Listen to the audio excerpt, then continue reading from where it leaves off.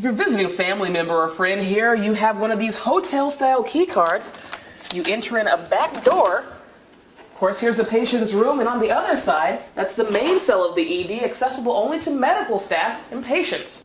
Flood water is finally beginning to recede, and one family is ecstatic they were able to save their home. The CityLink general manager says some of the city buses are in upwards of 20 years old and have about 1 million miles on them. He says a brand new fleet is exactly what Peoria needs. Worldwide fear surrounding the H1N1 flu virus has caused consumer hesitation when it comes to buying pork products. And local pork producers say it's fear that might be keeping these little piggies from going to market. They are rationing the amount of vaccine that they're giving out at each clinic to ensure that people all over the county get their vaccination. And actually, I've been here for a couple of hours. I'm number 401. They called my number a while ago, so I'm going to let you go. I'm going to go get my vaccine. The owner here says due to a tough economy and decrease in sales at the nearby Dragon Dome, he's being forced to close his doors. Legend has it, it's good luck to touch Lincoln's nose, and over the years, millions have come here to test the theory. This home in tiny Beeson, Illinois is now the center of a crime scene investigation. Authorities say this is where 5 members of a family were brutally killed, and that killer is still at large.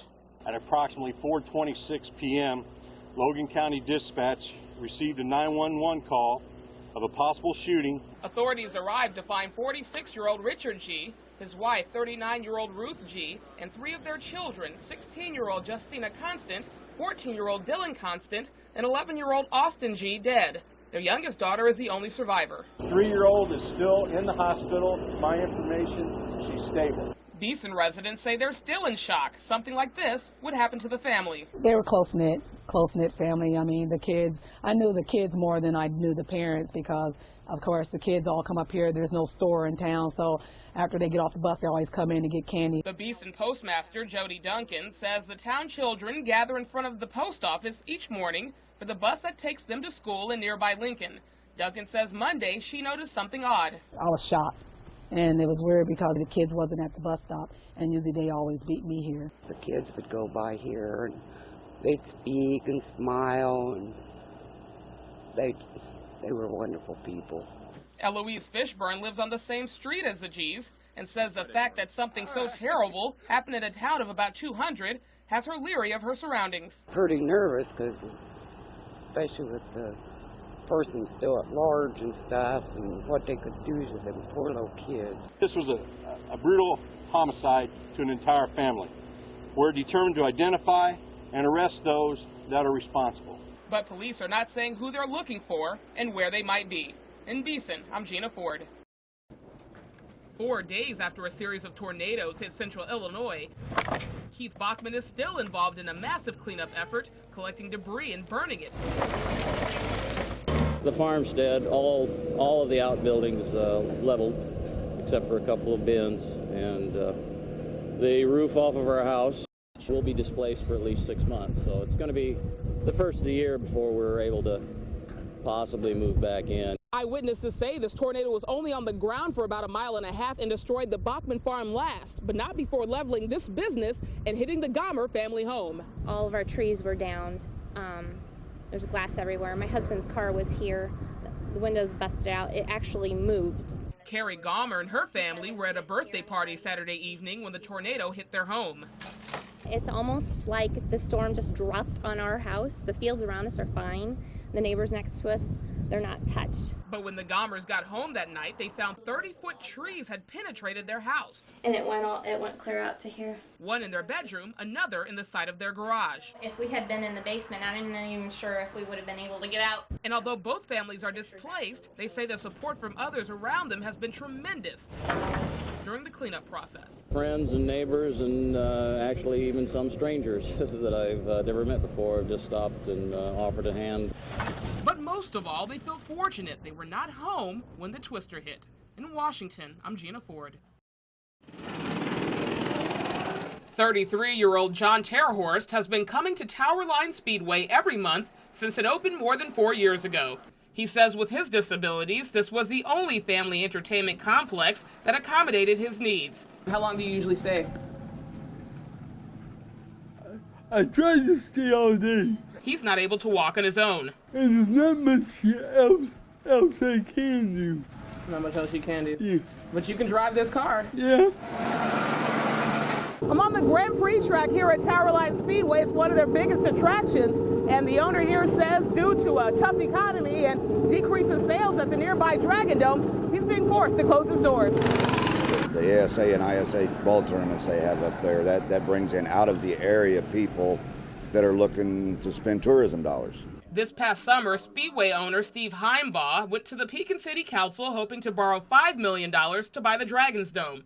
He had plans to relocate the Speedway to an adjacent lot and add attractions, but his request was denied. Up to or beside the dome, where we could basically control our own customers, control our own destiny, if you will. The owner says it's bad enough the Speedway is closing, but his 12 employees will be left jobless. Here they come, Bubba. Oh, look at that. Local Towerline customers say it will be a shame to see the Speedway and all its attractions close, as there are very few places in the area that have these types of activities for all ages. I believe it will be. I really do, because they employ a lot of people. Everybody's so nice out here, and it's a lot of entertainment that's close. We live in Pekin. And before Towerline Speedway closed its doors for good, photojournalist Joe Bennett and I took one last lap around the track.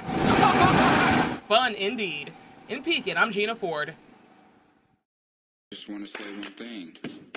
Happy Valentine's Day. At Beck's Florist, employees are already geared up for Valentine's Day. And though the Peoria area is beginning to feel the economic pinch, Victor Bex says it's business as usual. Girlfriends, wives, daughters, kids, whatever. Doesn't make any difference. Everybody's got a sweetie out there. He says they've already been inundated with pre-orders scheduled to go out next week. Thank you. You're welcome. And with some big businesses in town, they're constantly busy. Sympathy. There's the 3 biggest hospitals in downstate Illinois. People are still having birthdays, anniversaries. And at Jones Brothers Jewelers, they're giving cash for gold and platinum. They're paying customers for their old rings and necklaces and will double the payout if people use the money towards store items. We've actually seen at Christmas and now at Valentine's Day, people bringing in that old gold so that they might not have to spend money that they don't have to get something they want for someone they love. Bob Woolsey says business has been steady in spite of the economy, and they're already seeing the Valentine's Day shoppers. Valentine's Day, the holiday of candy, flowers, and gold-dipped roses, but in the midst of an economic recession, will people still be buying those gifts for their significant others? Yes, I will. Why is that? Because if I don't, it would probably be a long day if I don't do that. I think the world had to have blown up before I don't get her something on this Valentine's Day. And some say recession, resmession. It's Valentine's Day, and whether it's just a small card or anything, you still need to get them something. So it looks like tough times won't keep area residents from showing some love this Valentine's Day. In Peoria, Gina Ford, News 25. Gina, Mike, the special meeting on the budget taking place tonight was originally scheduled for about 2 weeks ago. However, city officials postponed that meeting in hopes that AFSCME and police benevolent bargaining units would agree to concessions. That has yet to happen. Now, through concessions made by other city bargaining units, as well as departmental downsizing and debt refinancing, the council has been able to reduce the city's deficit from $14.5 million to about $650,000. However, 16 police jobs and about a dozen other city positions are still on the chopping block. According to the city spokesperson, those jobs will remain at risk unless those bargaining units act quickly. Last week, AFSCME workers filed an unfair labor practice against the city, citing they had not received a detailed offer to vote on from the city despite the threat of layoffs. Now, the city spokesperson says city officials have sat down with the bargaining unit several times. All offers made were rejected. Now, the budget must be approved by this time next week. We'll have more of the story tonight at 6. Live from City Hall, I'm Gina Ford. Back to you. I would have to tell people that if they are watching this right now, they live exceptionally close to Woodrow Wilson School and we're planning on getting an H1N1 vaccine. They still have a little time to get down here. The clinic is planned to go until 7 p.m. and they're handing out tickets to 700 people, but they still have about 50 left and the lines have died down. Otherwise, anybody who comes after that 700-person marker will be turned away until a later clinic. Now, Jana Heffron was in line for her flu shot this afternoon. She says last night she and her husband waited for more than 3 hours at IVC to get vaccinated, but around 7:30, she and about 24 others hoping to get in under the wire were told to go home. We pleaded to them. We asked them, of the 20 people that were left, the majority of which were just children, We asked them to take them. There were some people with some underlying health issues that waited in line with us the entire time, and they wouldn't take any of us.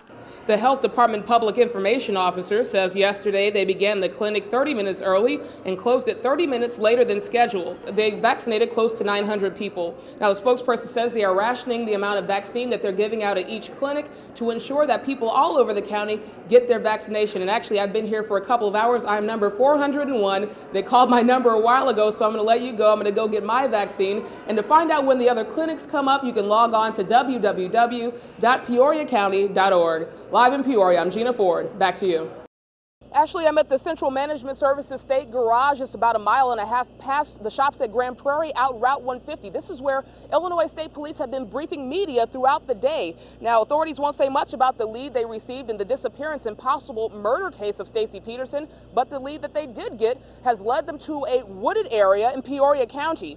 Investigators from the Stacey Peterson disappearance team arrived at a rural private property near the intersection of Trigger and Grange Hall Road last night, but police say the search got underway today. Peoria County Coroner Jonna Ingersoll says they are currently involved in a search and excavate effort, and so far investigators have yet to locate a body or remains.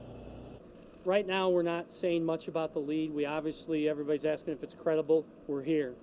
So the investigators feel it's credible enough that they're here following up on that.